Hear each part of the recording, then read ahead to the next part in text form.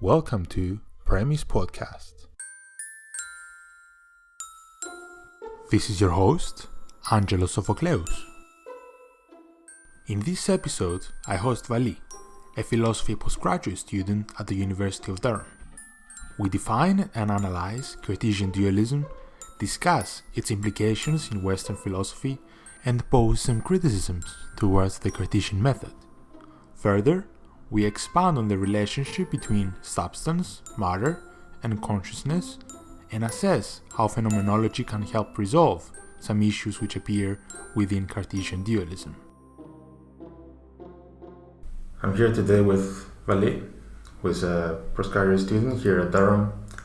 We have been doing the master's program together, and we're here today to talk about his research interests, mainly Cartesian dualism. Welcome to the podcast.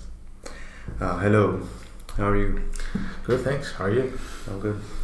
All good, great. So, you have been doing the master's in philosophy in Durham. What was your bachelor's? Actually, my bachelor's was in political science, and I did it in Pakistan. That's where I'm from. And it was a very nice experience studying the social sciences and humanities.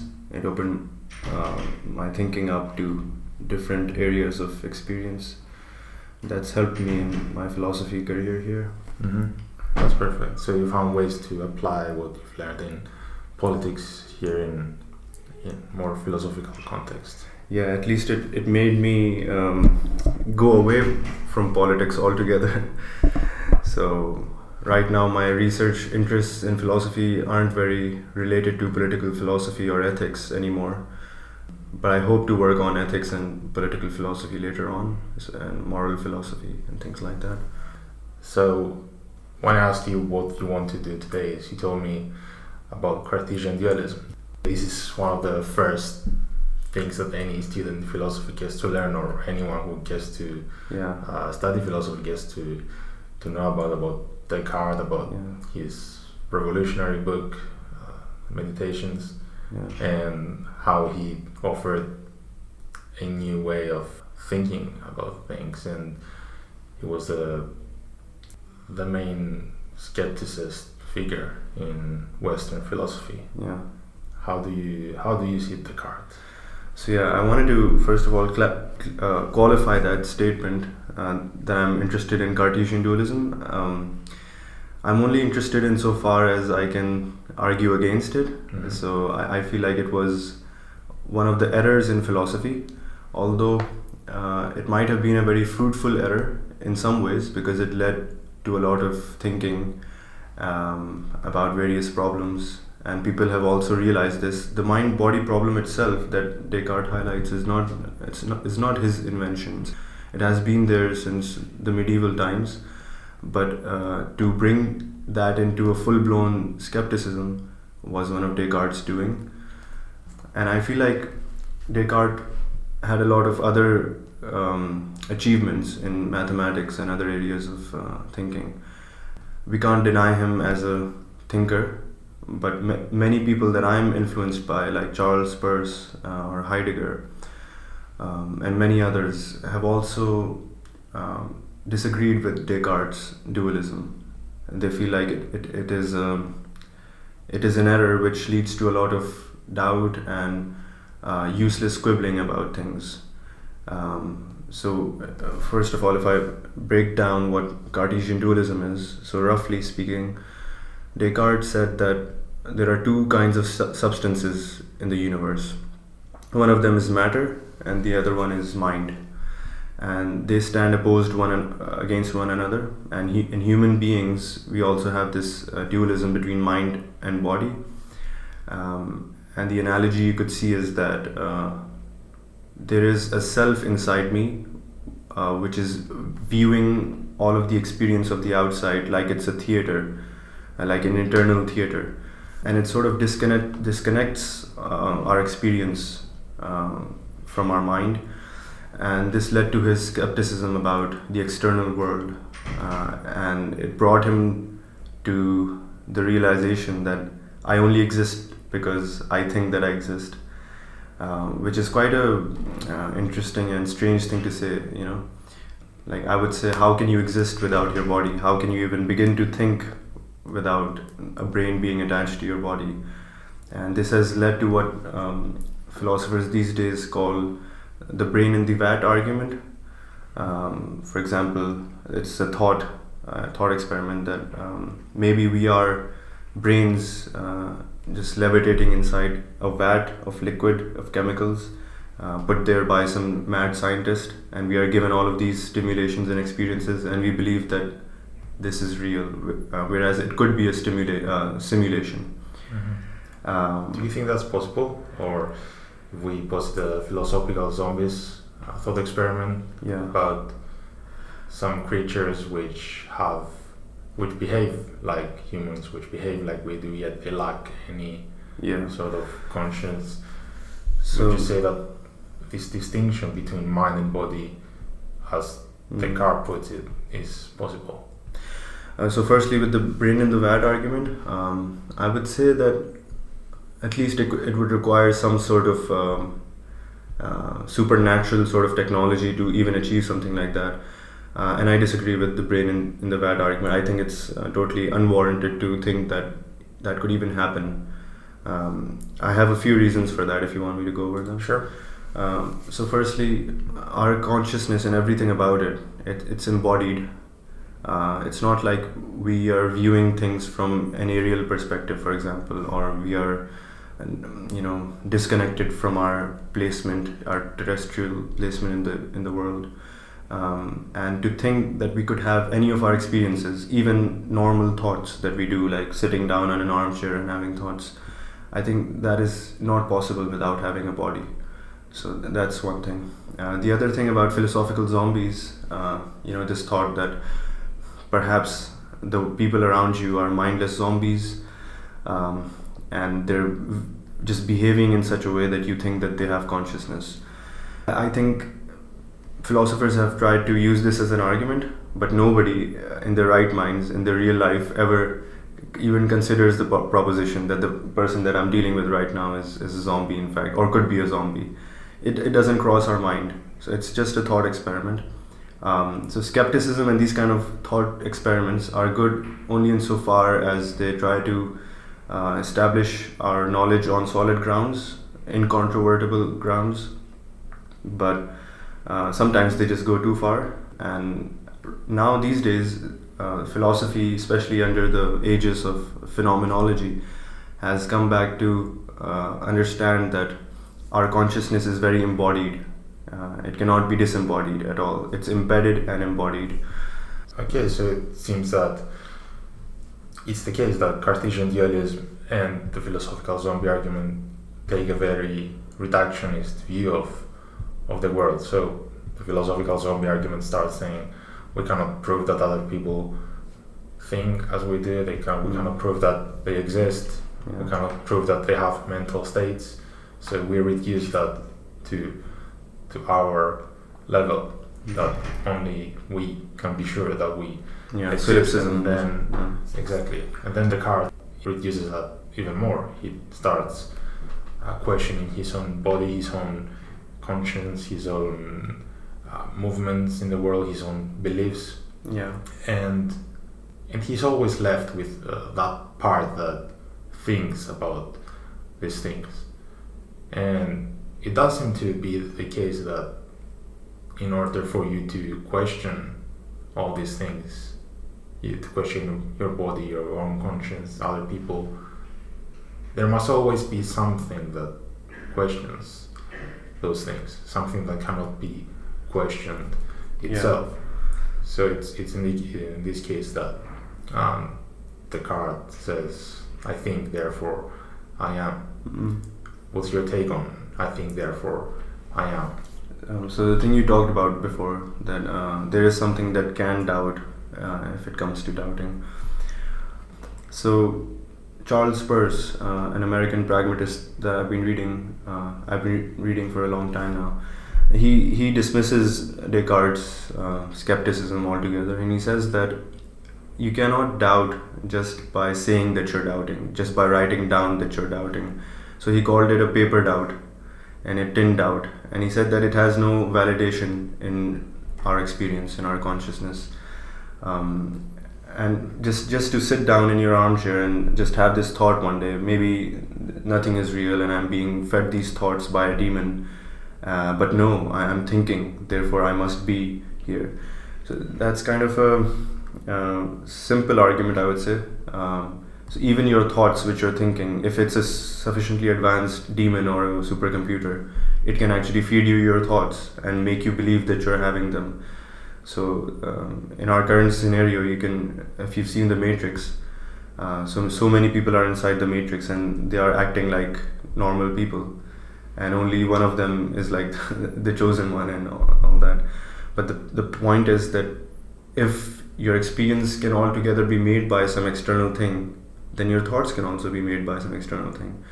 So even your thought that you're doubting your own self, your own cogito. That's doubts are very part of the human experience. So if you consider that maybe we are living in a simulation, then your thoughts could also be a simulation. And it's a case that, so you say it's a kind of a false distinction about I question myself and I question other people. You put this in the same. You say that it's the same thing, that I can't question other people as much as I question myself.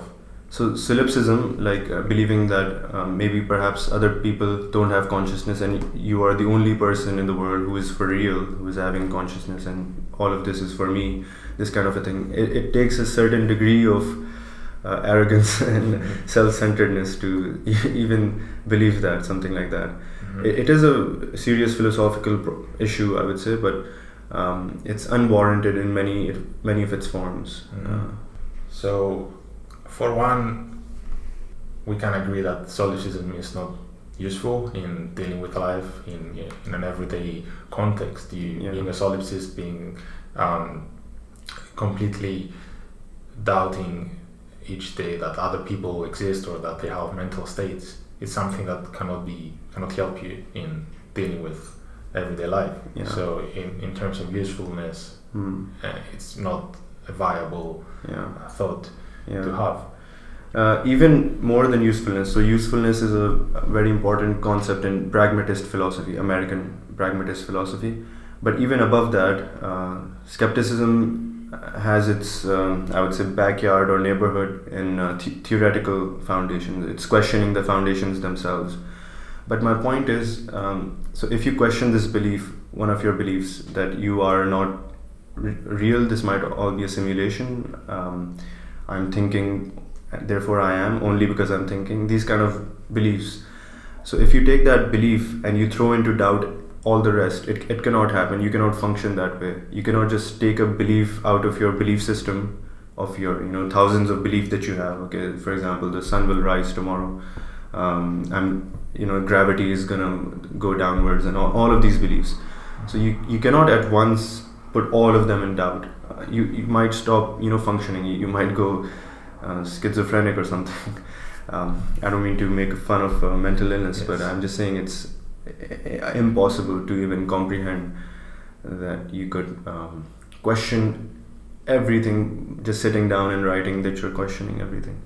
But at the point of questioning, who would you say is questioning those premises, those propositions? What's the entity that questions?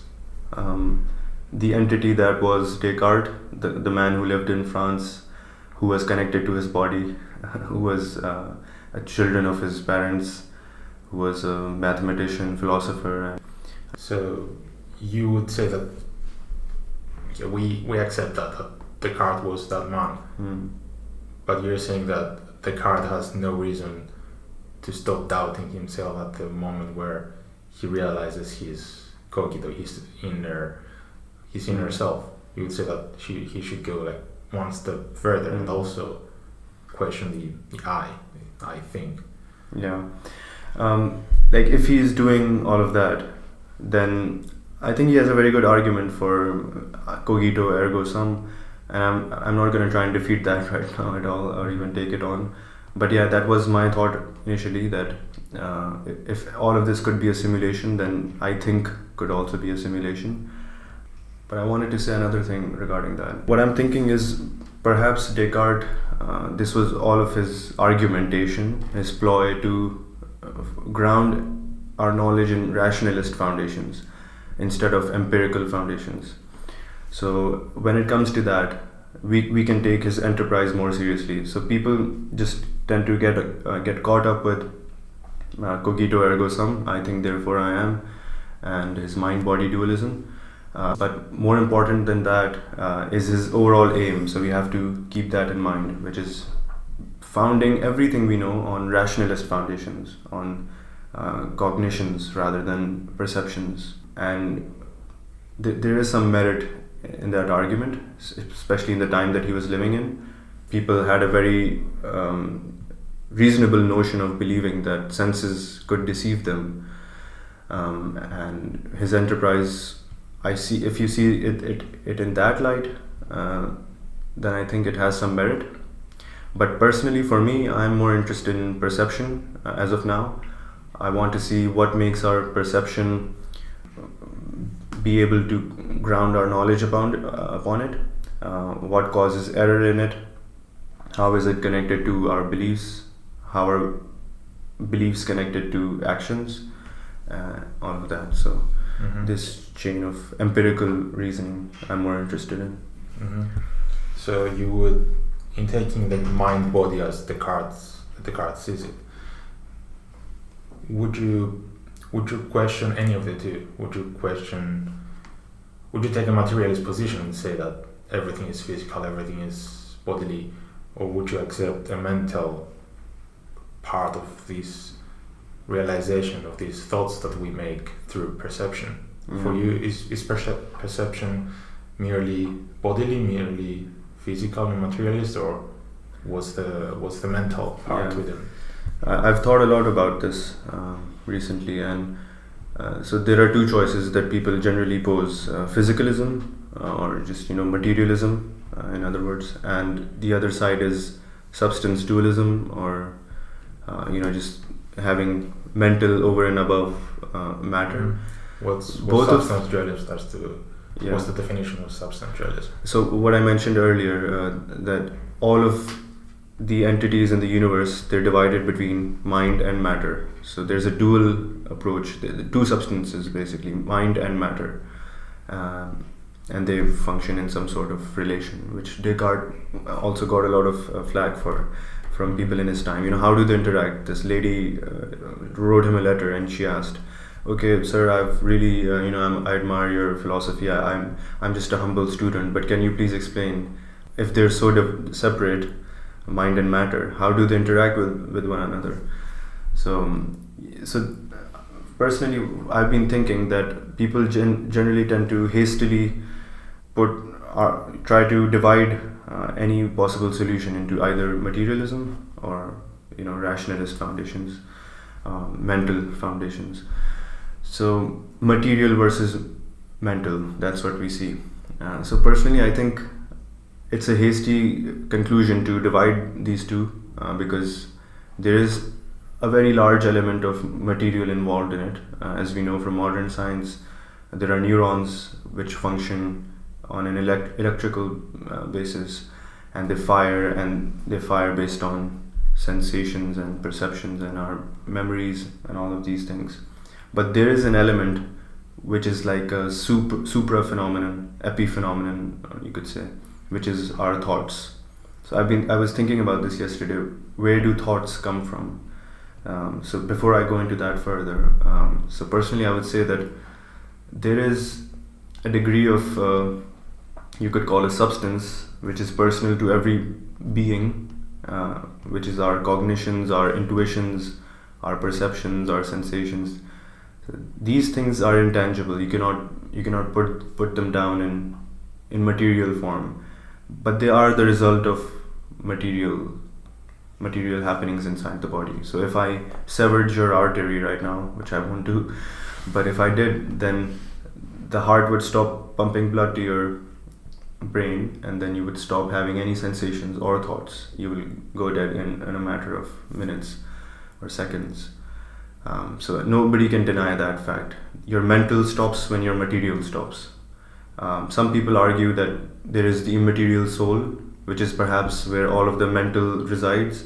Yes. But there is no justification for that Mm-hmm. as of yet. Yeah, I agree with that.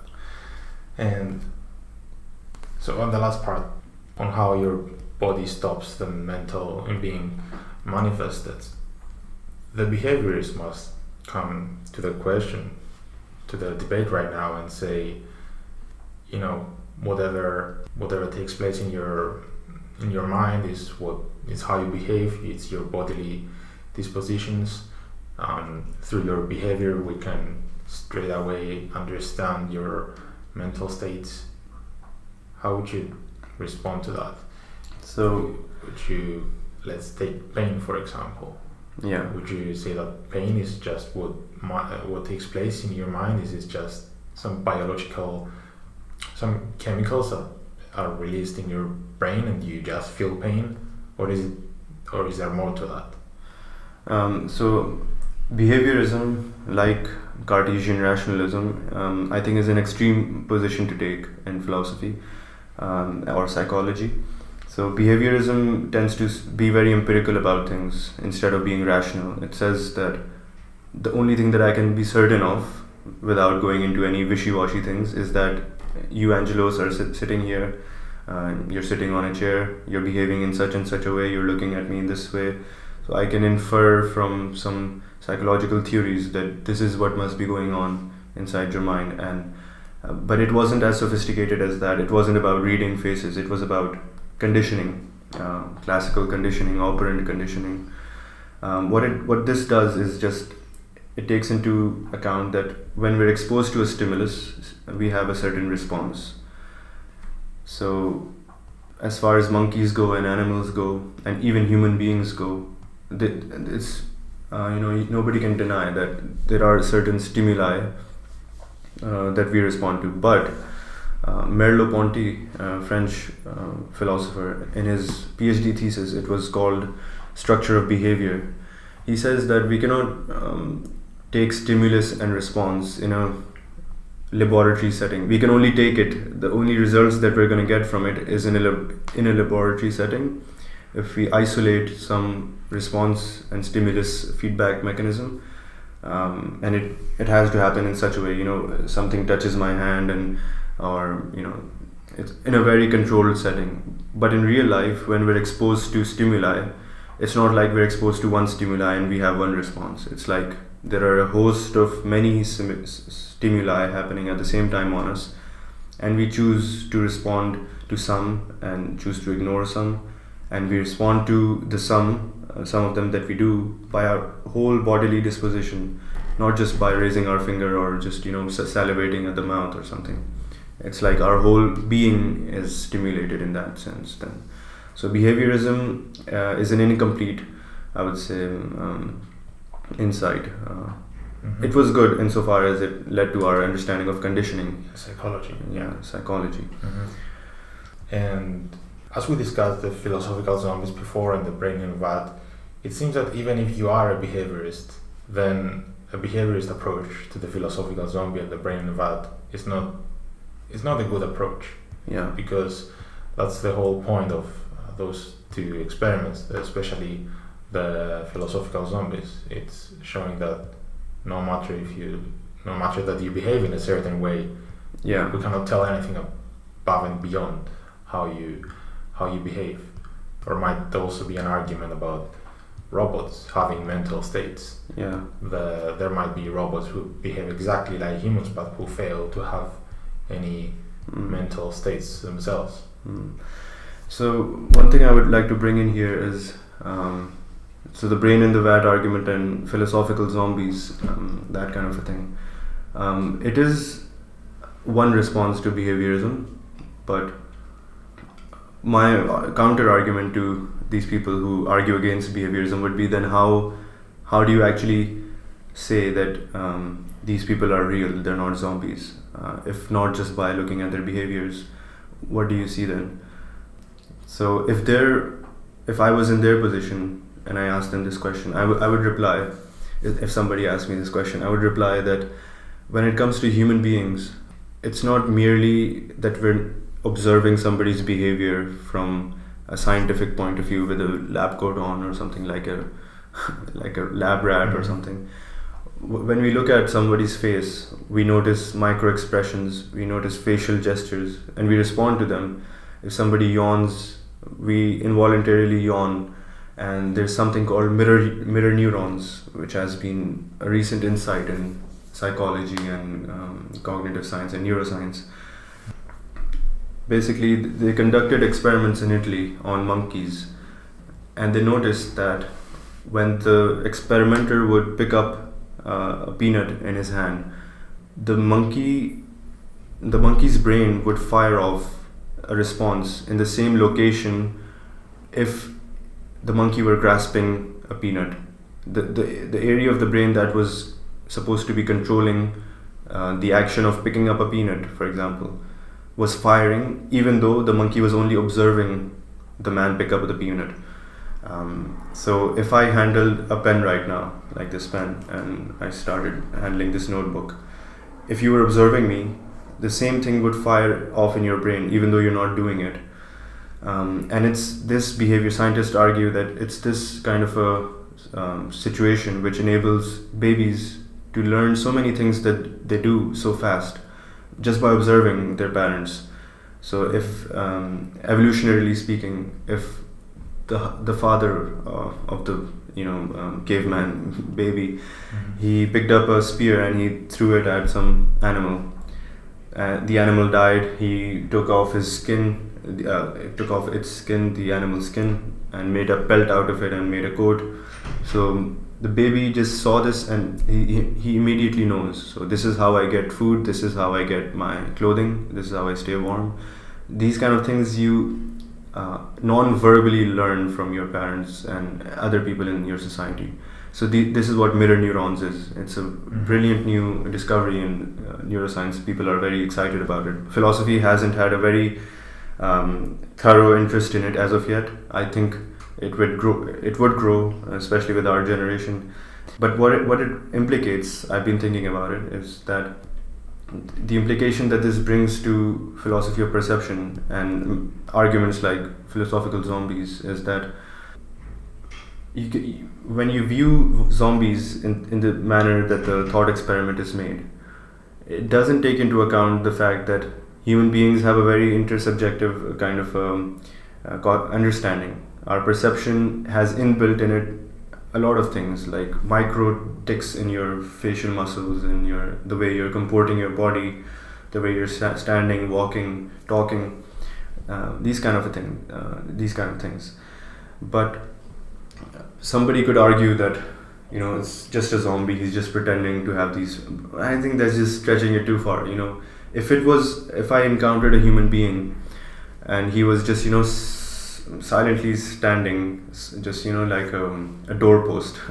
He had no expressions, no facial tics, no micro expressions, anything whatsoever. I would begin to doubt if he was human or not. So this thing has also happened.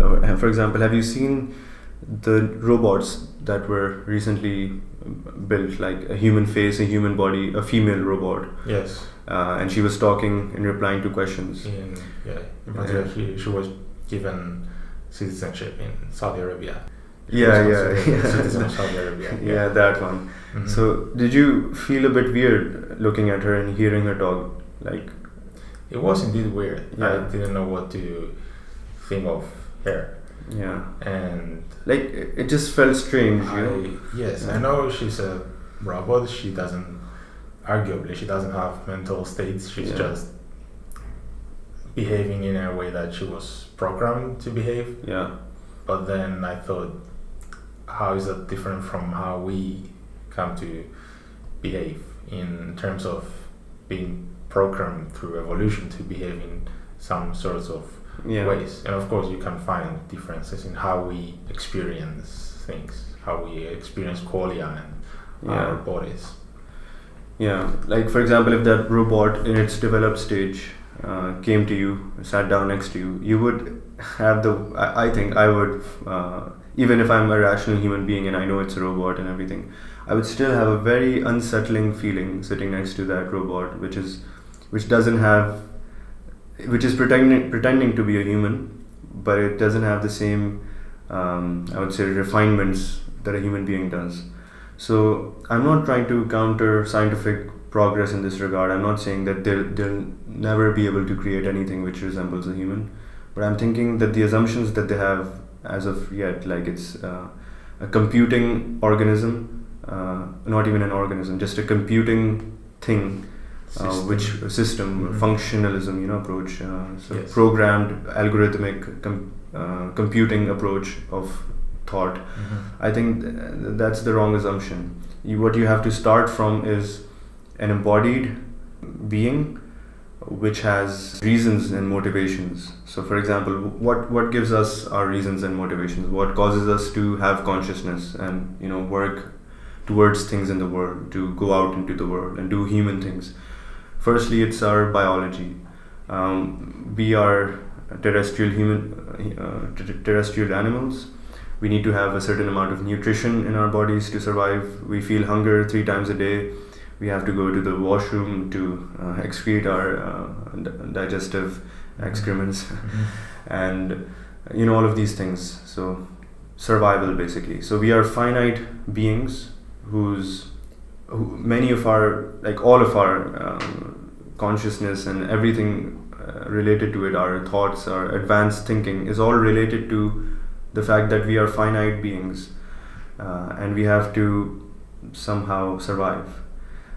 So if you somehow program, to use a old archaic language, program a robot to have a survival response, to pretend at least that it's a finite being, not immortal, then you would start to see some feedback mechanisms. If you program it in such a way to have feedback mechanisms, to learn from the environment, from its behavior, to have this ever-growing learning thing going on.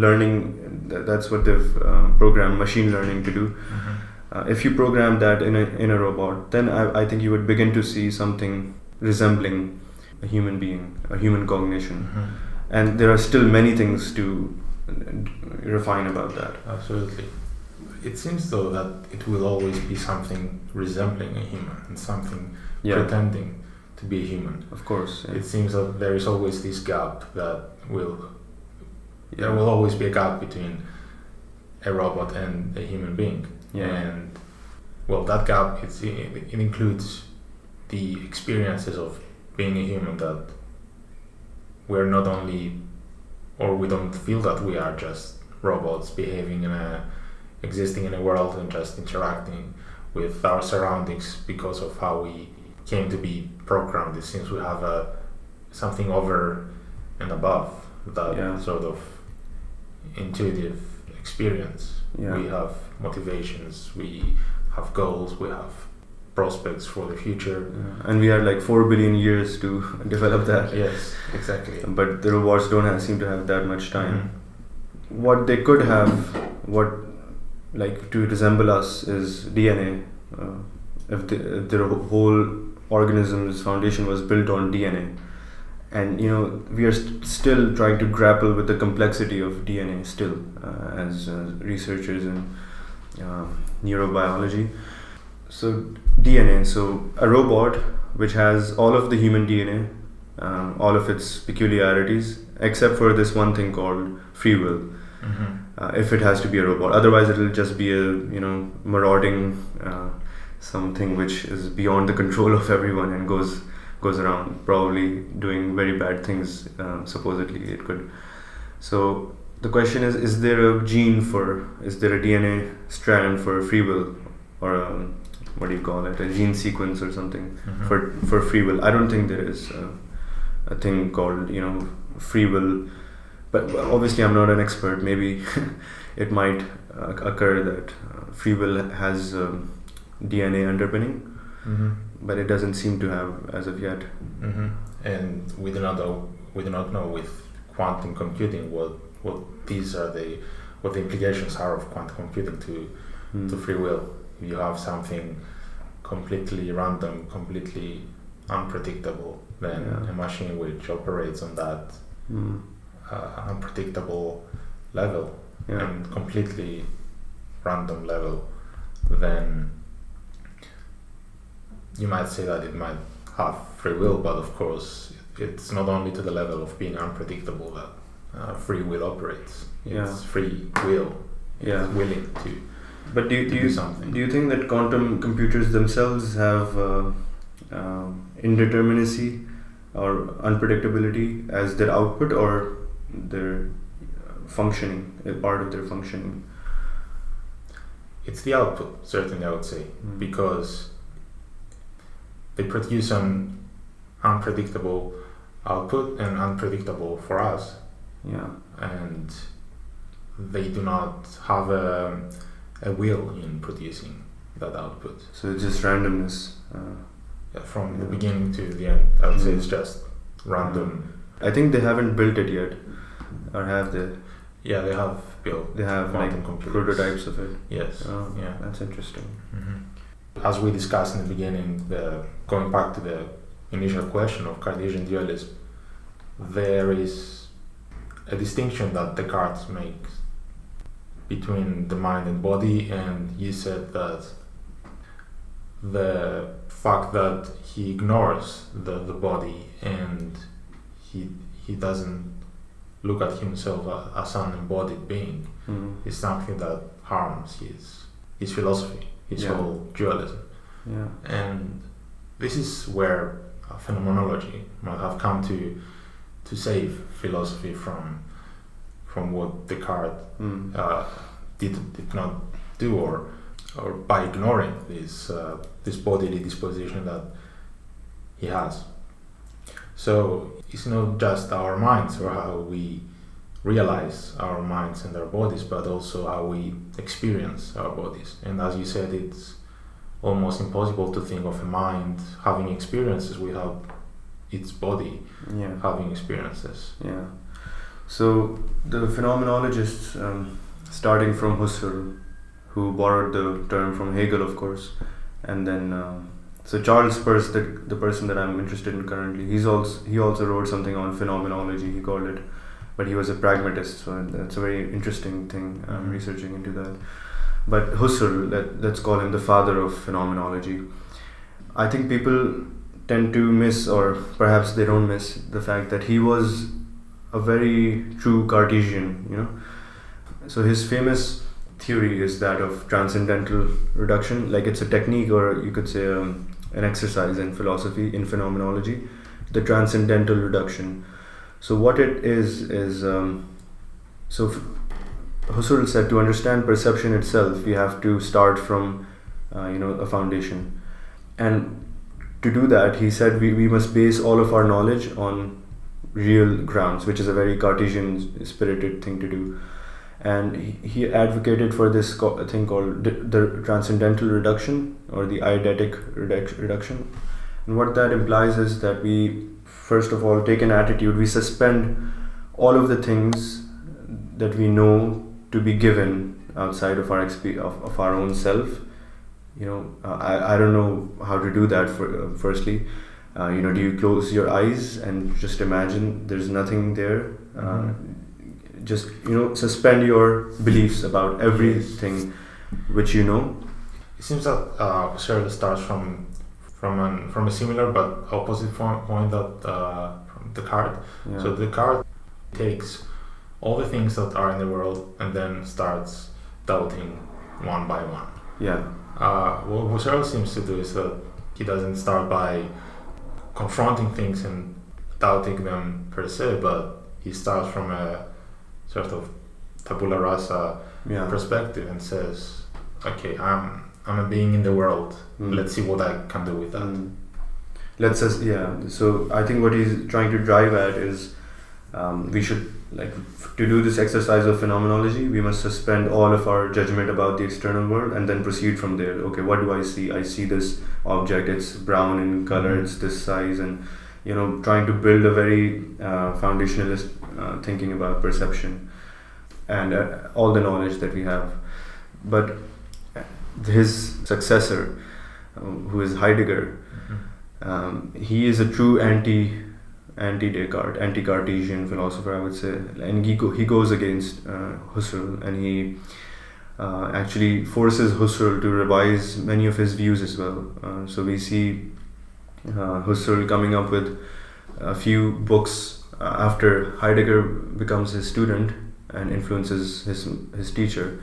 He comes up with a book called The Crisis of the European Sciences. If I'm not wrong, I'm not totally sure that this book is after Heidegger, but I think it was that book and a few other books in which he revises his thinking, that his individualist approach of suspending judgments about everything and then proceeding to talk about perception, to think about perception.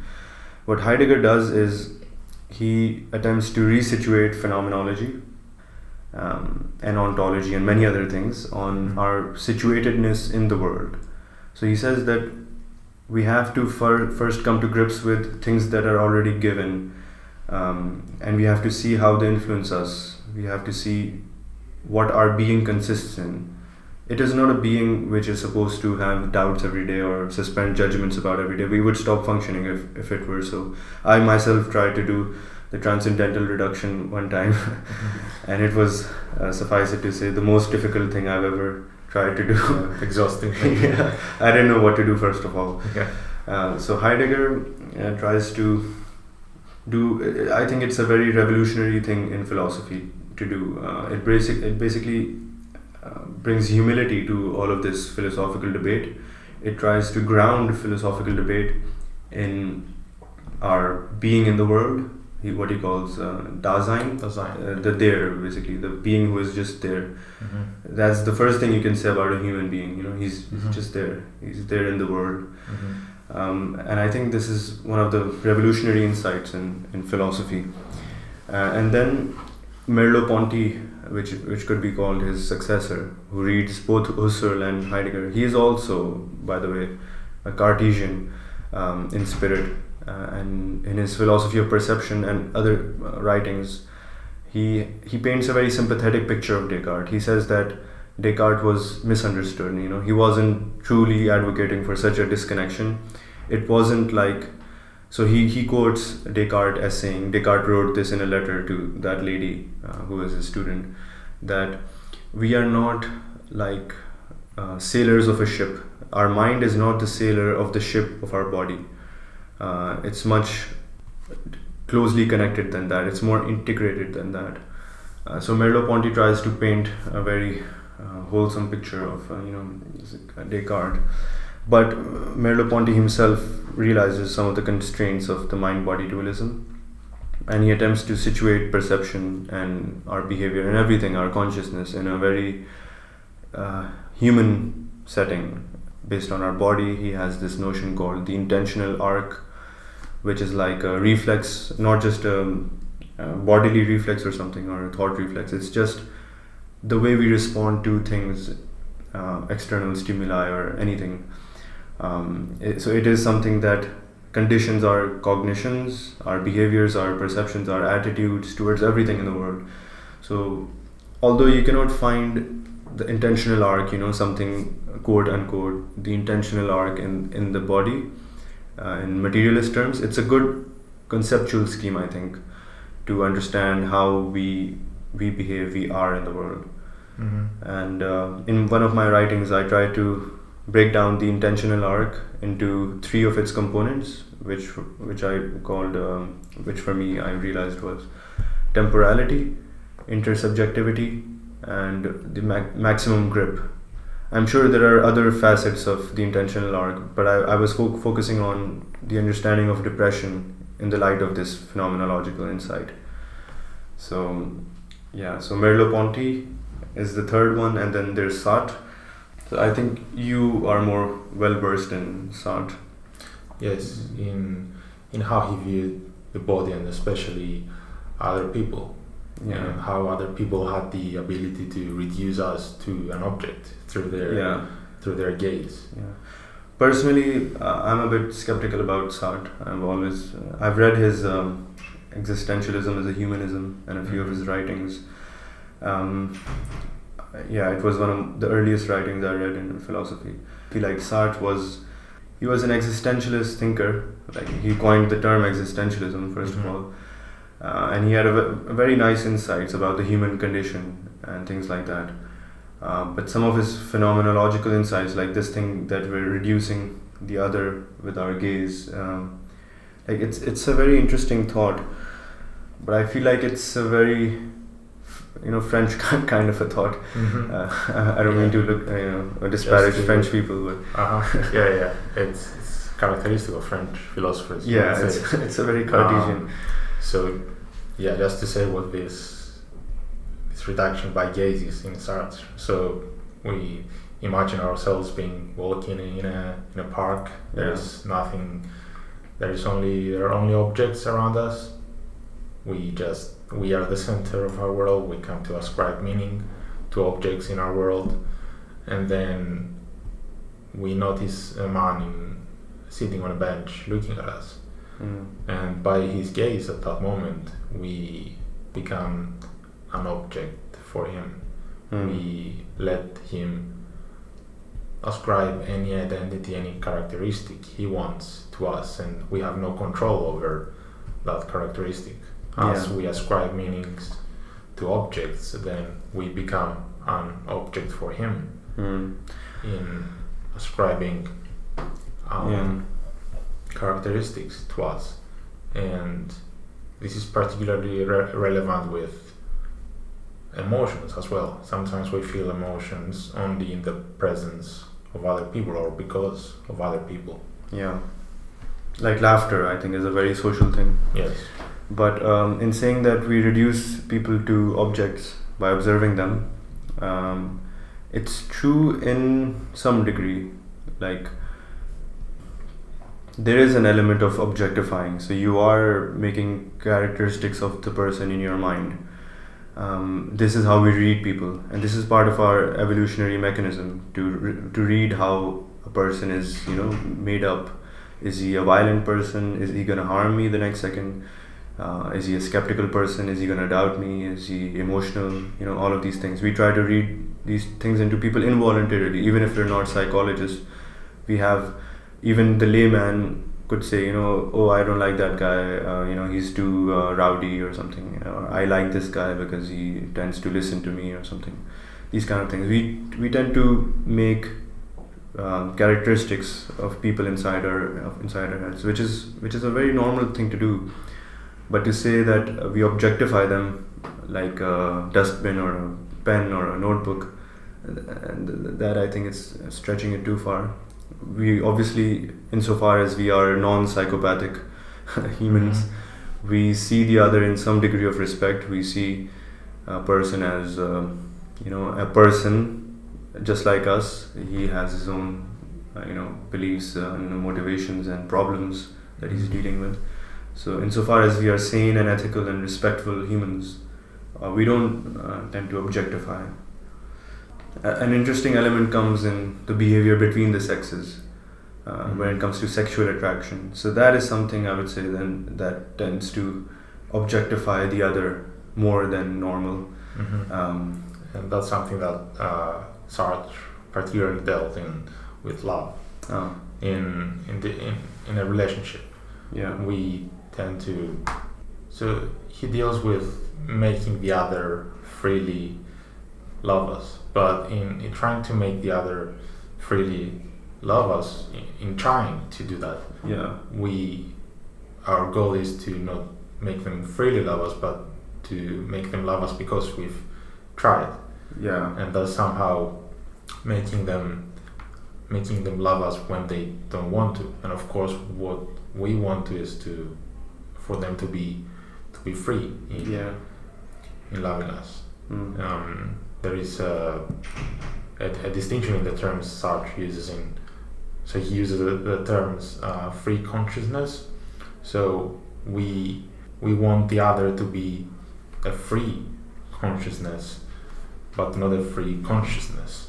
He puts particular relevance to the term to being free in loving the other. So free consciousness versus free consciousness. But the stress is the different words. I think it's a very interesting thing to bring into philosophy, first of all. So insofar as we try to make the person that we like love us back, I think it's a very reasonable response of a human being to do, because after all we are finite beings and we want the most of ecstatic experiences that we can get. And part of what makes us feel at home in the world is having the love of somebody else. And so there are different types of relationships. I think some of them, like psychologists, have broken down relationship behaviors into three categories, or more or less. One is the secure attachment style in a relationship. The other is avoidant attachment style, and the third is anxious attachment style.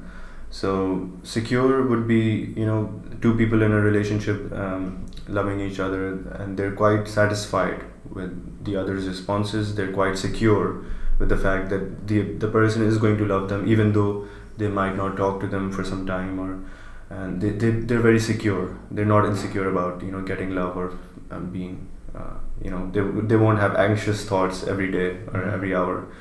Then there's the other type, which is the avoidant. So the avoidant person in a relationship, what he or she does is he doesn't tend to be as attached as the other person. They tend to flee from a lot of commitment. They tend to be very protective of their own freedom, and there are so many people you encounter like that in daily life. And then there's the third one, which is the anxious personality and attachment style. So what the anxious person does is they try to give their whole self, whole being to the other, and they get anxious when there isn't a sufficient response from the other side. So they end up thinking, cogitating about everything, saying, what did I do wrong? Why aren't they reciprocating my feelings? And why aren't they there for me like I am there for them? And avoidant and anxious attachment styles, in fact, psychologists have noted, they tend to form relationships in quite a majority of numbers. There's something about these two styles of attachment that brings the opposites attract kind of a thing. So philosophically speaking, I think Sartre must have had a avoidant and anxious relationship with Simone de Beauvoir, although I'm being very presumptuous to say that, but from what I've gathered from a surface reading of things about them. So yeah, it's an interesting insight. Their relationship was very, very open. Was very revolutionary in those era. So before we close, I would like to touch a bit on Merleau-Ponty and Descartes' dualism and the importance of the body in this dualistic distinction. So let's say I'm driving and I'm talking with you on the phone, and you ask me, what do you see around you? So my response on this will differ in case I'm looking for you, and will differ if I'm looking for something in my car. If I'm looking for you, I will describe to you the buildings, what I see on the street. But if I'm looking something in the car, I will just describe what I see in the car. And also, for example, let's say you take the car every day to work, and after a few months it's just an automatic, you don't think about driving, you just drive to work because it's the same route every day. You don't face any obstacles. But let's say one day there is some road work going on, and at that point it's not so automatic that you're driving to work. It's more conscious. Something is activated in you that makes you think, okay, so what should I do now? Which route should I take? Problem solving. And just the important point is how we're not just a mind, but it's we react and we respond to what happens in our environment.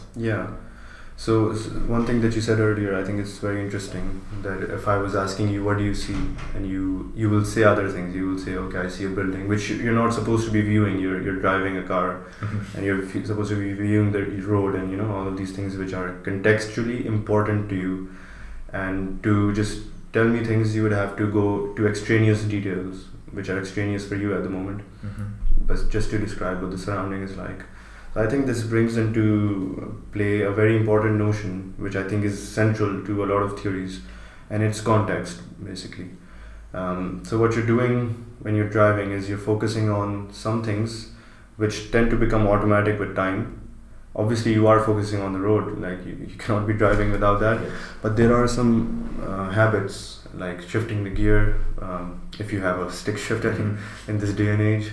Driving the steering, turning it, using the indicators, waiting at the intersection. These are habitual things, which after repetitive experience they become so ingrained inside ourselves that it's like riding a bike. You learn it one time, then you keep on knowing it.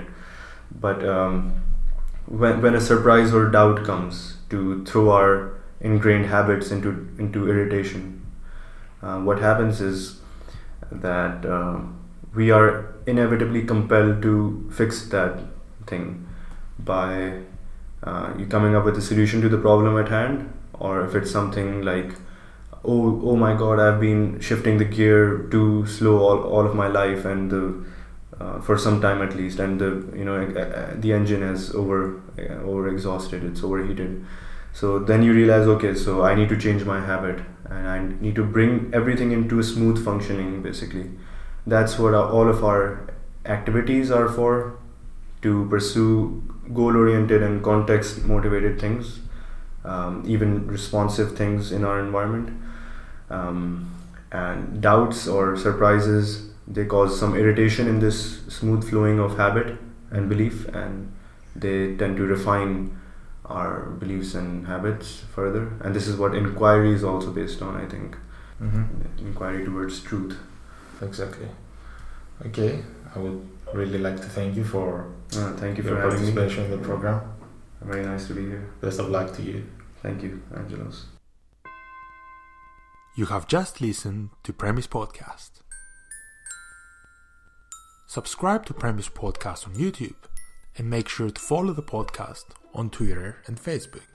The podcast is also available on Google Podcasts, Apple Podcasts, Soundcloud, and Spotify.